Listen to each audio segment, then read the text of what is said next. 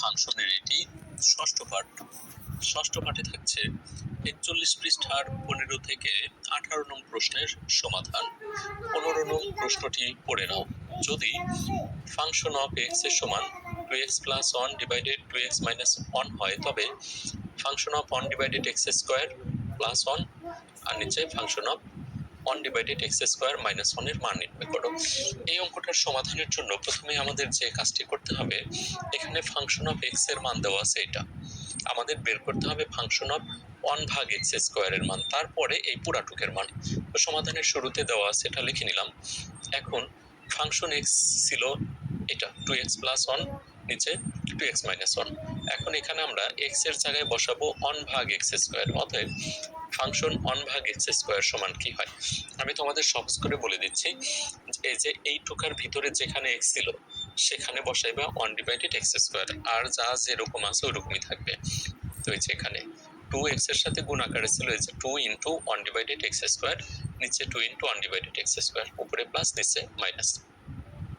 এই 2 দ্বারা উপরের 1 কে গুণ বোঝায়, তো আমরা এখানে গুণ করে নিই, তাহলে 2 1 কে 2 হয়, নিচেও 2 1 কে 2। এখন এই যে লবের অংশে আর হরের অংশে আমরা যে রাশিগুলো দেখতে পাচ্ছি, এই টুকাতে ভগ্নাংশের যোগ বিয়োগ করতে হবে। প্রথমেই তোমাদের যোগ বিয়োগের নিয়মটা বলে দিই ভগ্নাংশের। প্রথমে হরগুলোর লসাগু নির্ণয় করতে হবে। উপরে লসাগু এক্স স্কোয়ার নিয়ে নিলাম। দ্বিতীয় ধাপে যে কাজটা করতে হবে, লসাগুকে হর দ্বারা ভাগ দিতে হবে। এখানে লসাগু এক্স স্কোয়ার, এক্স আর এখানে হর হচ্ছে এক্স স্কোয়ার, ভাগ দিলে একবার যায়, আর এই 1 দ্বারা 2 কে গুণন দিতে হবে, তাহলে উপরে হয় হচ্ছে 2। তারপরে যোগ আছে, যোগ বসবে এখানে। এটা নিচে কোনো হর নাই, হর না থাকলে সরাসরি লসাগুর সাথে গুণ করে নিবা, আর কোনো কথা নেই। তাহলে এখানে প্লাস 2x স্কোয়ার, একের সাথে এক্স স্কোয়ার গুণন দিলে এক্স স্কোয়ার হয়ে গেল।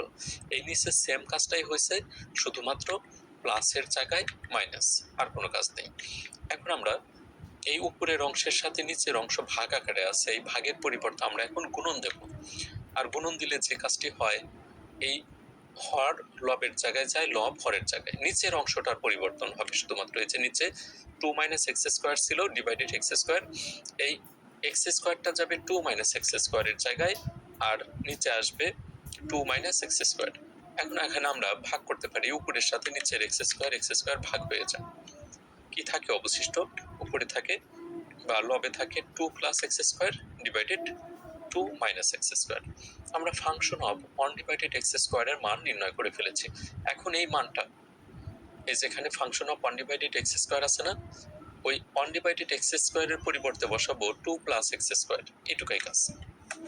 তো এই রাশিটা লিখে নিলাম, তারপর সমান চিহ্ন দিয়ে function of 1 divided x square, এই পুরা অংশটুকু বাদ দিয়ে বসাইলাম 2 plus x square divided 2 minus x square.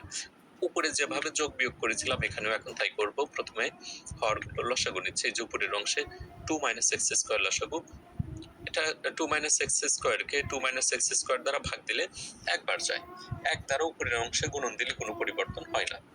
এটা নিচে কিছু নাই, কিছু না থাকলে বলছি সরাসরি গুণন দিবা, 1 দ্বারা গুণন দিলে কোনো পরিবর্তন হয় না, 2 মাইনাস এক্স স্কোয়ার।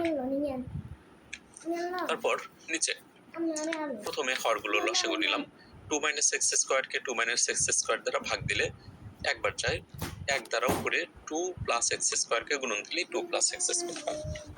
এখন এটাতে আমরা মাইনাস 1 দ্বারা গুণ করব, আর মাইনাস 1 দ্বারা গুণ দিলে চিহ্নগুলো পরিবর্তন হবে, যে 2 এর সামনে আছে প্লাস হবে মাইনাস, এক্স স্কোয়ার আছে মাইনাস হবে প্লাস। এখন এখানে আমরা কিছুটা যোগ বিয়োগের কাজ করতে পারি।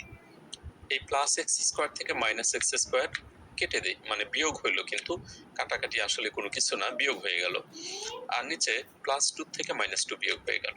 তাহলে অবশিষ্ট কি থাকছে, উপরের অংশে থাকছে 2 যোগ 2 মানে 4, আর নিচে 2 বিয়োগ স্কোয়ার এক্স স্কোয়ার। তাহলে এখানে আমরা লিখলাম 4 ডিভাইডেড 2 এক্স স্কোয়ার।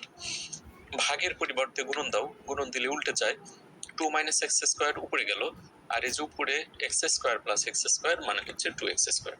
এখানেও আমরা কাটাকাটি করে নিই, মানে ভাগ করে নিলাম এখানে। আর এই 4 কে 2 দ্বারা ভাগ দিলে 2 বার যায়, তাহলে উপরের অংশে থাকে 2 আর নিচে থাকে এক্স স্কোয়ার। এটাই আনসার। সুপ্রিয় শিক্ষার্থীবৃন্দ, 15 নং প্রশ্নের সমাধান শেষ।